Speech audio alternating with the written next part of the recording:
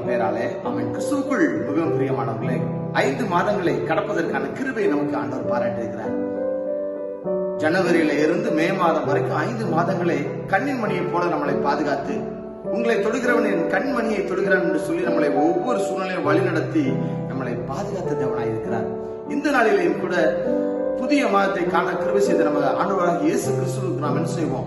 நன்றி சொல்லுவோம். ஆண்டவரே, புதிய மாதத்தை காண்பதற்கான கிருபையை இந்த அடிமை பிள்ளைகளாக எங்களுக்கு நீங்க பாராட்டணும் ஏசப்பா, நமக்கு நன்றி செலுத்துகிறோம் என்று சொல்லி இந்த மாதத்தினுடைய வாக்குத்தத்த வார்த்தையாக அது ஏசாயா தீர்க்கதரிசி எழுதின புத்தகம் அதிகாரம் 25வது அதிகாரத்திலே 4வது வசனம், நீர் ஏழைக்கு பலனும் நெருக்கப்படுகிற எளியவனுக்கு திடனும் பெரு வெள்ளத்துக்கு தப்பும் அடைக்கலமும் வெயிலுக்கு ஒதுங்கும் நெல்லனுமானீர். எல்லாரும் ஒரு ஆமென் சொல்லலாமா?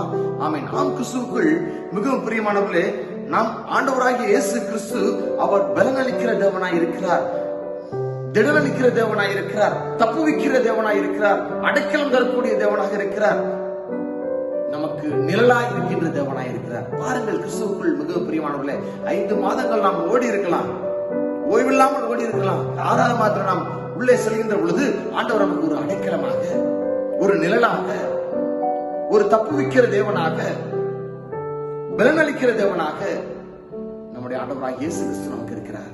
ஆம், கிறிஸ்துவுக்குள் மிகவும் பிரியமானவர்களே, 5 மாதங்கள் நாங்கள் ஓடிவிட்டோம்.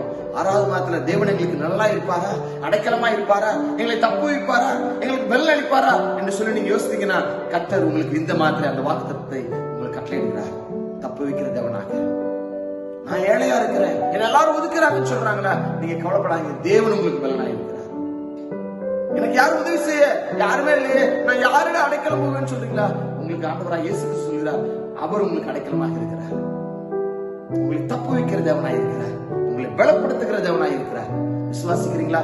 இந்த வாக்குத்தத்த வார்த்தையை சொல்லி ஜெபம் பண்ணுங்க, கர்த்தர் மகிமையான காரியங்களை உங்களுக்கு செய்வார். ஆமென். ஜெபம் செய்யலாமா? நேசிக்கின்ற அன்பு தகப்பனே இயேசுவா, இந்த நாளுக்காக நன்றி செலுத்துகிறோம்.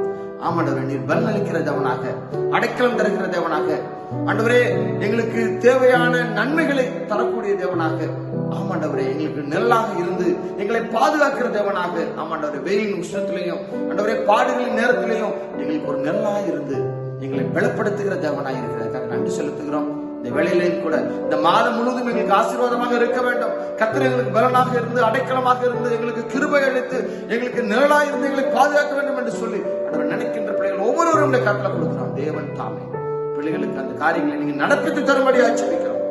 வாக்குத்தத்த வார்த்தைகள் ஆண்டவரே அது ஆம் என்றும் ஆமென் என்றும் இருக்கிறதப்பா, அதன்படியாக நடக்க தேவன் கிருபை செய்யும்படி ஆச்சரிக்கிறோம்.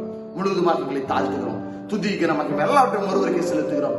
இயேசு கிறிஸ்துவின் ஜெபம் வைக்கிறோம் நல்ல பிதாவே, ஆமென்.